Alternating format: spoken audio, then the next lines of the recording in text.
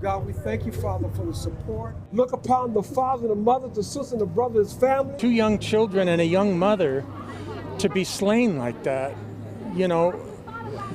that's not right. I'll never get over this. I'll never get over somebody doing this to my niece. It's so heartbreaking. I don't even know what to do.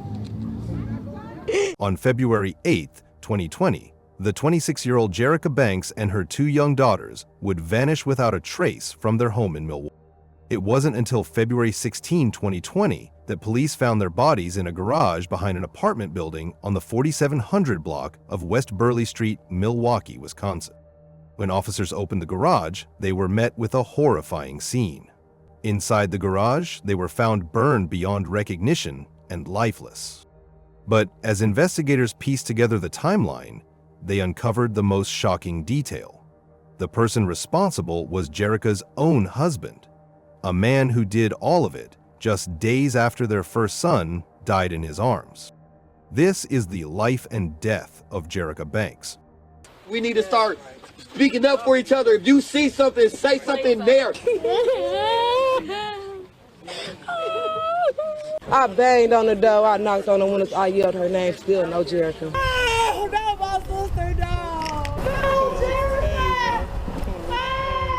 This story unfolds in Milwaukee, Wisconsin, a city known for its rich beer-making history and vibrant cultural identity. More to that, the crime rate in Wisconsin was below the national average, with just 297 violent incidents per 100,000 reported cases. However, despite this reputation for safety, it became the site of a heartbreaking tragedy that would forever change the lives of Jerica Banks and her family. Amara Jerica Banks was born on March 14, 1993, to Harry Smith and Jill Lipscomb. At the age of 5, she was adopted by Acklin and Valeria Banks, who raised her with unwavering love and devotion. Though not everyone knew this part of her story, Jerica carried both families in her heart, those who gave her life and those who nurtured it. She grew up in a warm, loving household alongside 5 siblings where family bonds ran deep. Naturally quiet but unfailingly kind, Jerica had a gentle presence that drew people in and made them feel at ease. She connected with others effortlessly, leaving a lasting impression on everyone she met. Growing up, Jerica developed an extraordinary gift for the arts, with music being her greatest passion. She graduated with honors from the Milwaukee School of the Arts, where her talent truly shone. She played the violin with grace and emotion, captivating anyone who listened. Whether it was painting, drawing, or music, Jerica had a deep appreciation for all forms of creative expression. But as she stepped into adulthood, life would take Jerica down a different path, one rooted in compassion and care for others. She became a home health care aide, dedicating her days to helping those who could no longer care for themselves. Whether assisting with daily routines or simply offering a listening ear, Jerica brought warmth and dignity to the lives of the people she served. But amid her quiet, purpose-driven life, Jerica's path crossed with someone who would change everything. She soon met the man who would become her husband. It was the 25-year-old man, Arzel Ivory. Jerica and Arzel were together for a while, and for a time things seemed to work. Though they never officially married, their bond was close, and their relationship brought them a beautiful daughter, Zania Ivory. As a mother, Jerica poured everything into raising her little girl. But after some time, things had started to turn sour between Jerica and Arzel, and so the couple decided to part ways. This separation, however, did not deter Jerica. She continued building the life she dreamed of, later welcoming another daughter, Camaria Banks. Despite having different fathers, Jerica raised both girls with equal love and devotion. In time, Jerica and Arzel rekindled their relationship. In 2018, they welcomed a son together, Arzel Ivory Jr., something that overjoyed the couple. But this joy would be overshadowed by the challenges that would come with Arzel Jr.'s birth. Arzel was not a healthy child. He faced several medical challenges that placed his life in constant danger. But Jerica and Arzel did everything they could to get him the care he needed. Through it all, Jerica remained devoted and full of hope, never wavering in her love.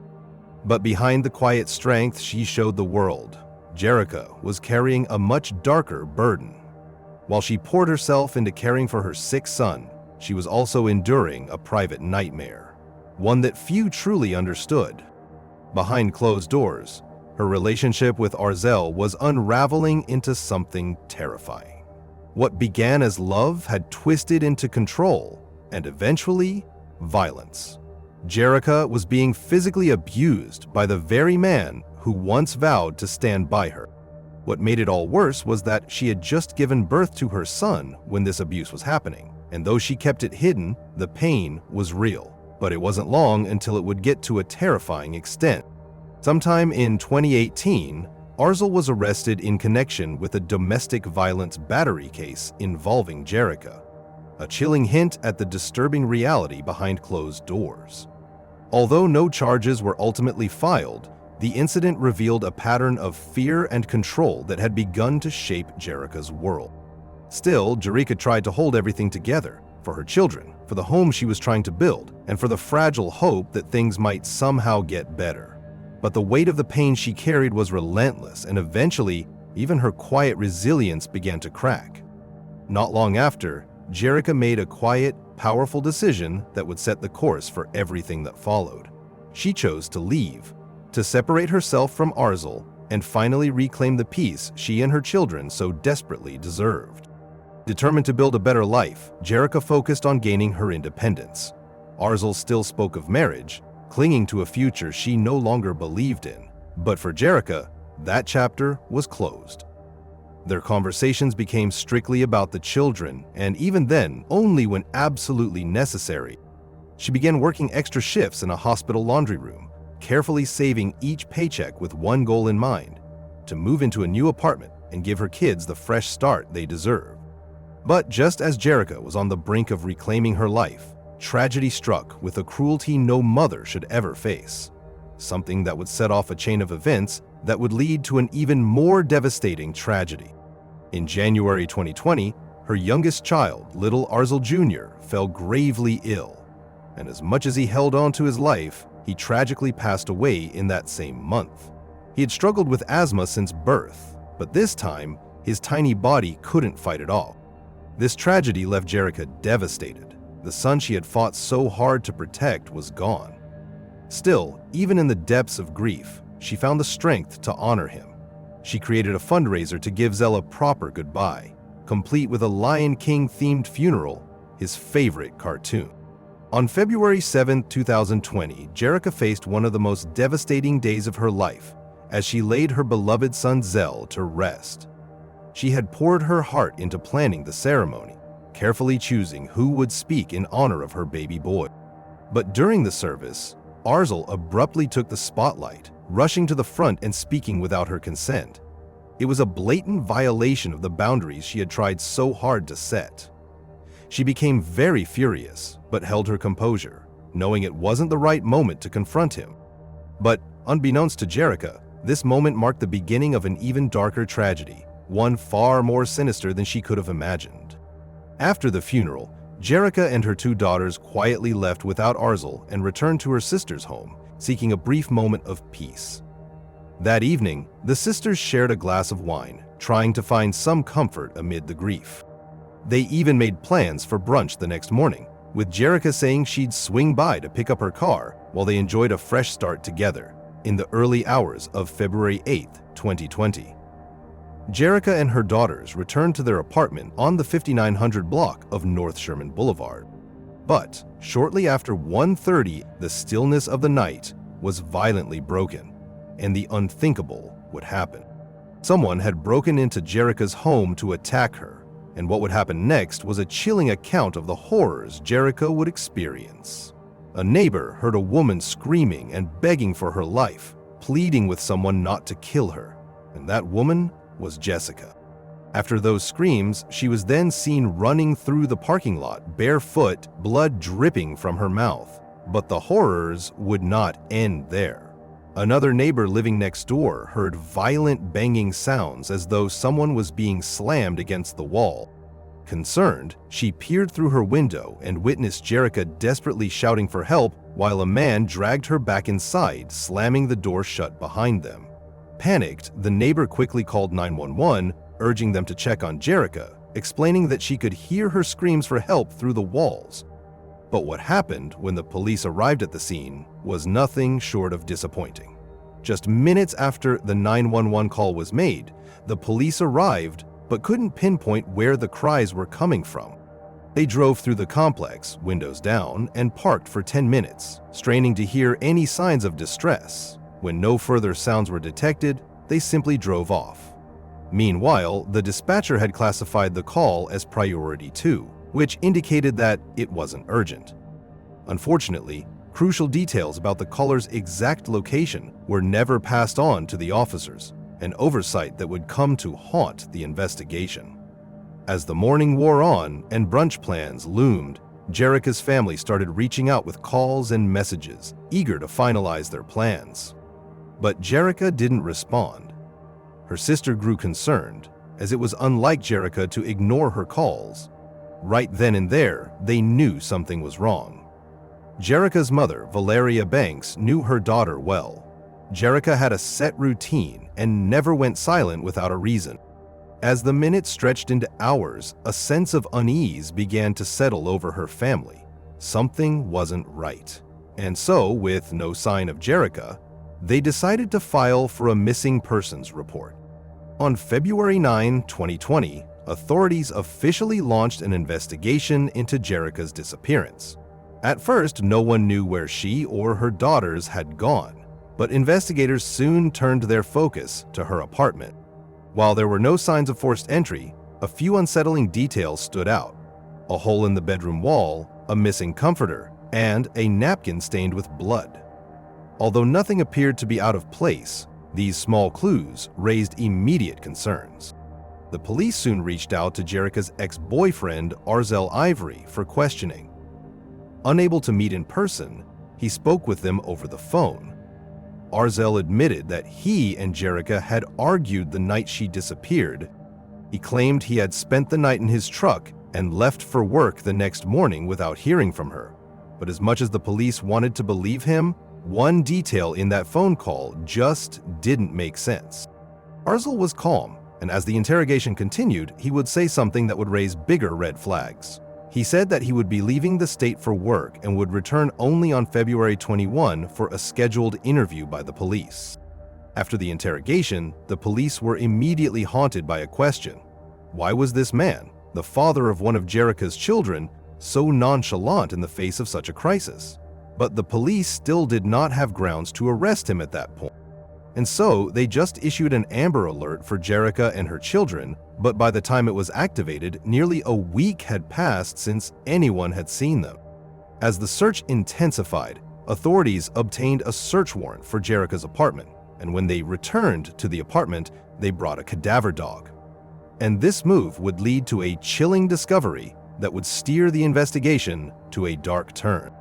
The dog quickly detected human blood hidden inside a closet, and further inspection revealed more blood underneath the carpet. Though it had been hastily cleaned, the strong smell of bleach lingered. While the evidence pointed toward Arzel, the police had no concrete proof to move forward with. Then, on February 15, 2020, everything would change when a shocking call was made. That day, Arzel's father, who lived 600 miles away in Memphis, received a call from his son. In a moment of shocking honesty, Arzel confessed to murdering Jerica and her daughters. He explained that he had fled to Memphis to start over. His father, horrified by his son's admission, immediately alerted the Memphis police. And this horrifying turn of events led to Arzel's arrest, marking a pivotal moment in the investigation. After Arzel was taken into custody for another interrogation, he would remain calm. But there was still one thing that he didn't want to disclose to the police. He does not want to tell them where the bodies of his family are. As the police pressed harder, Arzel eventually gave in and revealed where he had hidden Jerica and her children, a garage not far from his former residence. On February 16, 2020, the police rushed to the garage behind the apartment building at the 4700 block of West Burleigh Street, Milwaukee, Wisconsin. And when they arrived at the scene, what they found was a gruesome discovery. Jerica and her daughters were found dead.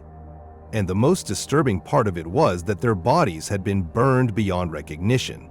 But this was just the surface of the brutal fate they suffered. Autopsy reports later confirmed that each of them had been strangled. However, the details of how it happened, or why someone would commit such a brutal act, were left unanswered. How do you strangle and burn innocent children? One of them, your own flesh and blood? As the investigation unfolded, Arzel shared a grim timeline of events with detectives, detailing everything in a horrifying narrative. He said things between him and Jerica had only worsened after the death of their son, Zell.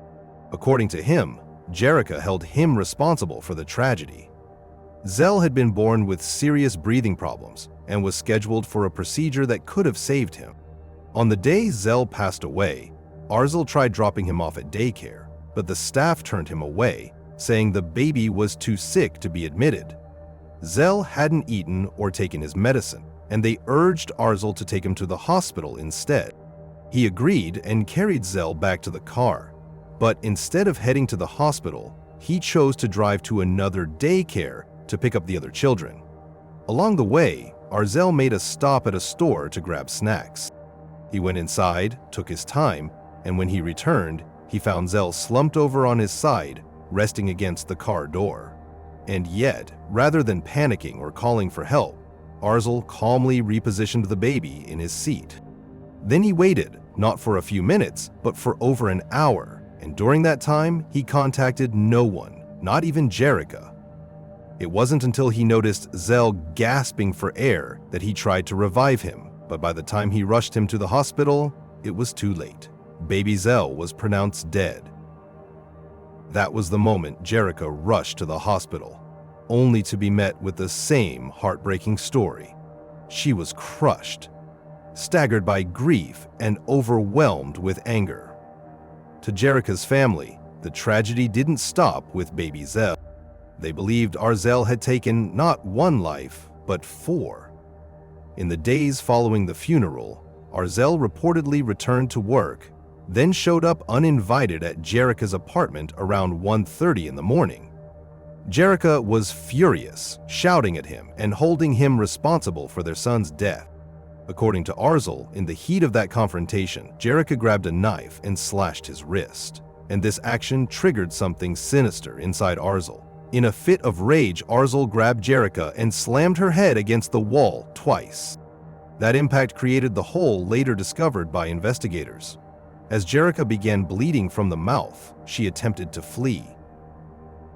That's when the neighbor witnessed her outside, barefoot and desperate.